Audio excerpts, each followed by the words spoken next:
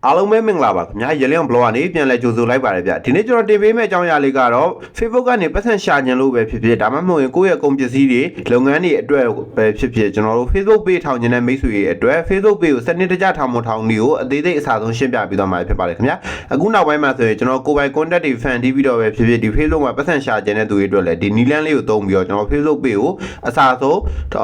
းအသေးစိတ်ထောင်မထောင်နည်းလေးကိုရှင်းပြပေးသွားမှာဖြစ်ပါတယ်ခင်ဗျပထမဦးဆုံးအနေနဲ့ကျွန်တော်တို့ကိုယ့်ရဲ့ Facebook ဆော်ရဲတဲ့ကိုတစ်ချက်ဝင်လိုက်ပါ Facebook ဆော်ရဲဝင်ပြီးသွားပြီဆိုရင်တော့ကျွန်တော်ပထမဦးဆုံးအနေနဲ့ Facebook page ထောင်မှာဖြစ်တဲ့အတွက်ကြောင့်မလို့ကျွန်တော်အခုမျှထုတ်ပြထားတဲ့နေရာလေးပေါ့နော်ကိုယ့်ရဲ့ profile နေရာဒီ menu bar အတန်းလေးသုံးတဲ့နေရာလေးကိုတစ်ချက်နှိပ်ရမှာဖြစ်ပါတယ်ခင်ဗျအဲ့နေရာလေးကိုတစ်ချက်နှိပ်လိုက်ပ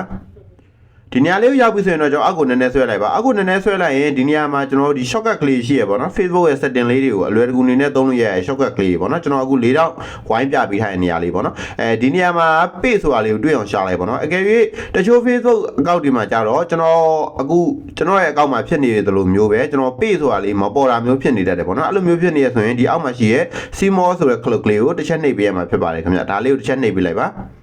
ါဒါလေးကိုတစ်ချက်နှိပ်လိုက်ပြီဆိုရင်အောက်နဲ့ဆွဲလိုက်ရင်ဒီမှာ page ဆိုတာလေးကျွန်တော်တို့စပြီးတွေ့မှာဖြစ်ပါတယ်ခင်ဗျဒီဟာလေးနဲ့ပေါ့နော်ဒီ Facebook page logo လေးနဲ့ပေါ့နော်ဒီ page ဆိုတာလေးကိုတစ်ချက်နှိပ်လိုက်ပါpage ဆိုတာလေးကိုနှိပ်လိုက်ရင်ဒီအောက်မှာဆိုရင်တော့ page viewer Monday ဆိုပြီးတော့မိတ်ဆွေတို့ရဲ့အခုလက်ရှိအကောက်က admin ဖြစ်နေတဲ့ Facebook page တွေကိုတန်းစီပြီးတွေ့ရမှာဖြစ်ပါတယ်ကျွန်တော်တို့က page အသစ်ထောင်နေတာဖြစ်တဲ့အတွက်ကြောင့်မလို့ဒီအပေါ်က create ဆိုတာလေးကိုနှိပ်ပြီးတော့ page အသစ်ထောင်အောင်မှာဖြစ်ပါတယ်ခင်ဗျဒီ create ဆိုတာလေးကိုတစ်ချက်နှိပ်လိုက်ပါ create ဆိုတာလေးကိုနှိပ်လိုက်ပြီဆိုရင် get started with a page ဆိုရဲစာလေးစပြီးပေါ်လာလိမ့်မယ်ပေါ့နော်ဒါဆိုရင်ဒါမိတ်ဆွေတို့ရဲ့ Facebook page ကိုစပြီးထောင်လို့ရပြီပဲဖြစ်ပါတယ်ဒီနေရာ page name ဆိုတဲ့နေရာလေးရှိရပေါ့နော်ကျွန်တော်အခုမြားထုတ်ပြထားတဲ့နေရာလေးပေါ့နော်အဲ့နေရာလေးကိုတစ်ချက်နှိပ်လိုက်ပါတစ်ချက်နှိပ်ပြီးမိတ်ဆွေတို့လိုချင်တဲ့နာမည်မြန်မာနာမည်ဖြစ်ဖြစ်အင်္ဂလိပ်နာမည်ဖြစ်ဖြစ်အခြားနာမည်ဖြစ်ကြိုက်တဲ့ဟာပေးလို့ရပါတယ်ကျွန်တော်ကတော့ sample အနေနဲ့စမ်းပြတာဖြစ်တဲ့အတွက်ကြောင့်မလို့အဆင်ပြေတာတစ်ခုပေးလိုက်မယ်ပေါ့နော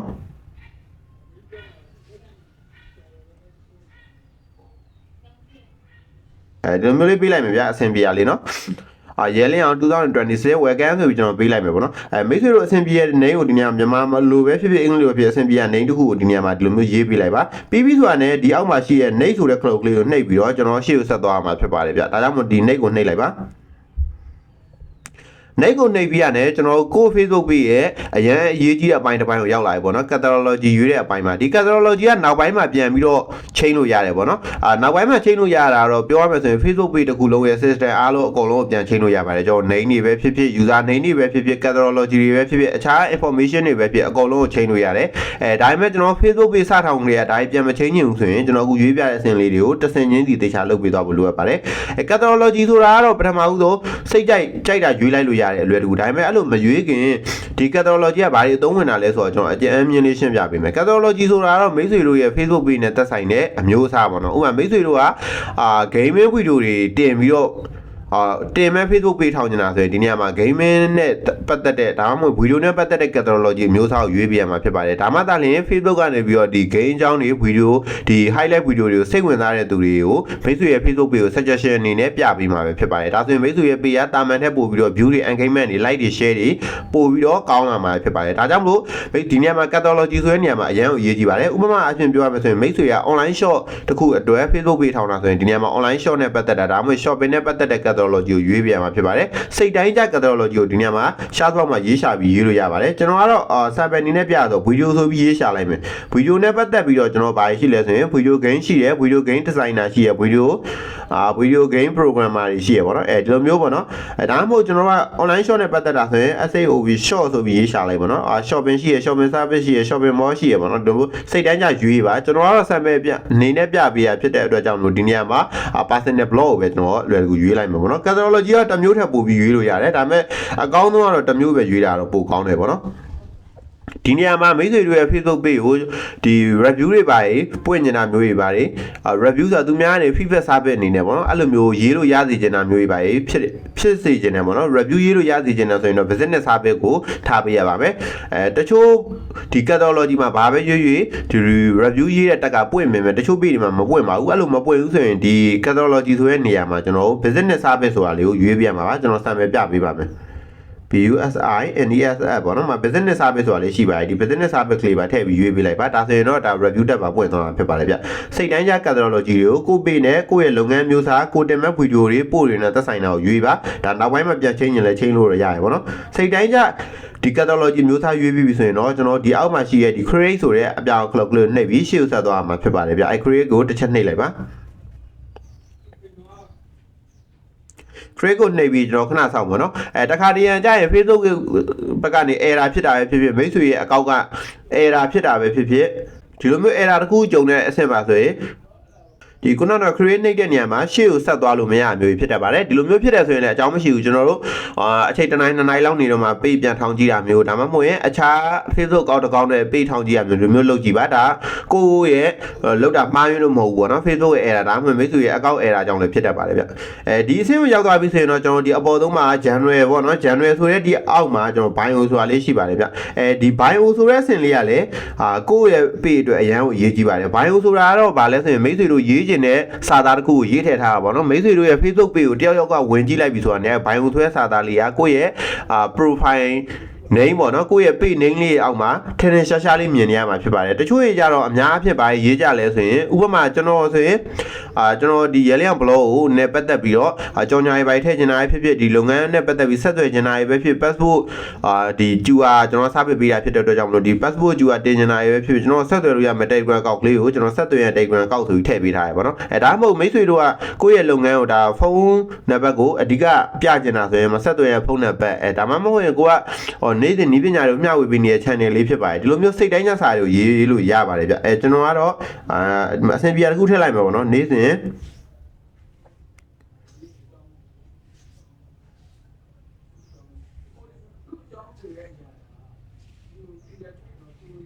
်ဒီလိုမျိုးလေးပေါ့နော်ဒီ bio ဆိုတဲ့နေရာမှာဒီကိုအဆင်ပြေစာသားလေးတစ်ခုထည့်ပေးလိုက်ပါကိုယ့်ရဲ့ပေးကိုဆက်သွယ်လို့ရချင်တာဖြစ်ဖြစ်ဒါမှမဟုတ်ကိုပေးရဲ့လုပ်ငန်းကိုလုပ်တဲ့အဓိကစာသားကိုပြချင်တာဖြစ်ဖြစ်ဒီ bio နေရာလေးကိုပြလို့ရပါတယ်ဗျပြီးပြီဆိုရင်တော့ဒီ contact ဆိုတဲ့နေရာကတော့ဒါမိတ်ဆွေရဲ့လုပ်ငန်းနဲ့ပတ်သက်ပြီးတော့ Facebook ပေးမှာတခါတည်းcontact လုပ်ပြီးချိတ်ခဲ့ရပါတော့ဥပမာအဖြစ်မိတ်ဆွေရဲ့လုပ်ငန်းနဲ့ဒါမှမဟုတ်ကိုယ့်ရဲ့ပေးနဲ့သက်ဆိုင်တဲ့ဖုန်းနံပါတ်ရှိရင်ဖုန်းနံပါတ်ထည့်လို့ရတယ် email ရှိရင် email ထည့်လို့ရတယ်ကိုယ့်ရဲ့ website လိပ်စာရှိရင် website လိပ်စာထည့်လို့ရတယ်ကျွန်တော်ကတော့ website တစ်ခုပဲထည့်လိုက်တော့မယ်ကျွန်တော်ဆိုရင်မှာရဲလင်းအောင် blog ပေါ့နော်ရဲလင်းအောင် .com ပေါ့နော်ရဲလင်းအောင် .com ဆိုတဲ့ website လေးရှိရဲရဲလင်းအောင် .com မှာဆိုရင်ကျွန်တော်ရဲ့ YouTube channel Facebook တွေအားလုံးတနေရာထဲမှာစုပေးထားတာပါဒါတွေကို browser မှာသွားပြီးရဲလင်းအောင် .com လေးရှာပြီးတော့လည်းဝင်ရောက်လေ့လာနိုင်ပါတယ်ဗျဒီလိုမျိုးပေါ့နော်စိတ်တိုင်းကြဟာလေးထည့် bio မှာလည်းကိုယ်အဆင်ပြေလို့စာလေးထည့်ပြီး location ပေါ့နော် location ကတော့ဒါမိတ်ဆွေတို့ဟိုဥပမာ online ပေါ်မှာကိုယ့်ရဲ့လုပ်ငန်းနဲ့ပတ်သက်တဲ့ page အတွက်ထောင်တာဆိုရင် location ကိုအမှန်ထည့်ပေးရပါမယ်ဒါမှသာလေမိတ်ဆွေတို့ရဲ့sign တွေပါတွေကိုကိုယ့်ရဲ့ customer နဲ့ရှာတဲ့အခါမျိုးမှာကျွန်တော်အလွယ်တကူတွေ့နိုင်ပါတော့เนาะမှာ location မှာဆို address ဆိုတဲ့နေရာမှာကိုယ့်ရဲ့ sign လိပ်စာထည့် city တောင်းမှာရန်ကုန်ဆိုရန်ကုန် Mandalay ဆို Mandalay လိုမျိုးထည့် zip code ဆိုတာတော့ကိုယ့်ရဲ့ postal code ပေါ့เนาะစာတိုက် code ကလေးထည့်ပေးရပါတယ်ဒါတော့ကိုယ်အဆင်ပြေထည့်လိုက်ပါเนาะဥပမာအဖြစ်ကျွန်တော်တို့ဒီဗီဒီယိုတွေတင်ပြီး contact တွေတင်ပြီးပတ်သက်ရှာကြတာတရားပြောမှဆိုရင် content monetization နဲ့ပတ်သက်ရှာဖို့အတွက်ပေးထောင်တဲ့သူတွေဆိုရင်တော့ဒါနိုင်ငံခြား align ပဲဖြစ်တဲ့ Facebook ကနေပြီးတော့ပတ်သက်ရှာဖို့ခွင့်ပြုပေးထားတဲ့နိုင်ငံရဲ့ location တစ်ခုကိုထည့်ထားလိုက်တာပို့ပြီးတော့ကောင်းပါလေရှိအတွက်ပေါ့နော်ပြီးပြီးဆိုရင်ဒီအောက်မှာ hour ပေါ့နော် hour ဆိုတာကတော့ကိုယ့်ရဲ့ page ကနေပြီးတော့ဒီကိုယ့်ရဲ့ page ကိုလာပြီးတော့စာပို့တာတွေဒီမျိုး comment ရေးတာတွေကိုဘယ်အချိန်ဒီမှာ reply ပြန်လဲပေါ့နော်အဲ့လိုဟာမျိုးတင်းရပြောမယ်ဆိုစိုင်ဖွင့်ချိန်ပေါ့ဗျာကျွန်တော်အပြင်ဆိုင်နေအနေနဲ့ပြောမယ်ဆိုအဲ့လိုမျိုးစိုင်ဖွင့်ချိန်လေးတတ်မှတ်တာပါ no hour line လေးပဲဆိုရင်ဒါဘယ်တော့မှမဖွင့်ဆိုတဲ့သဘော always open ဆိုရင်အမြဲတမ်းဖွင့်တာပေါ့နော် standard hour ဆိုရင်မနက်9ညနေ9လားမသိဘူးသူကဒီလိုမျိုးဖွင့်တာပေါ့နော်ဒါမှမဟုတ်စိတ်တိုင်းကြချိန်လည်းရွေးလို့ရပါတယ်ကျွန်တော်ကတော့ဒီ online နေပတ်သက်တဲ့အလုပ်တွေတင်းရပြောမယ်ဆိုရင် service ပေးတာမျိုးမဟုတ်ဘူးပေါ့စိုင်အတွက်လုပ်တာမဟုတ်ဘဲနဲ့ဒီ contact တွေပါတင်ပတ်သက်ရှာဆိုရင်တော့ always open ဖွင့်ထားလိုက်တာပိုကောင်းပါတယ်ဒါမှသက်လေဒီညပိုင်းနေပါတယ်အချိန်မတော်တဲ့အချိန်တွေတခုခုဟိုမိတ်ဆွေရဲ့ page နဲ့ပတ်သက်တဲ့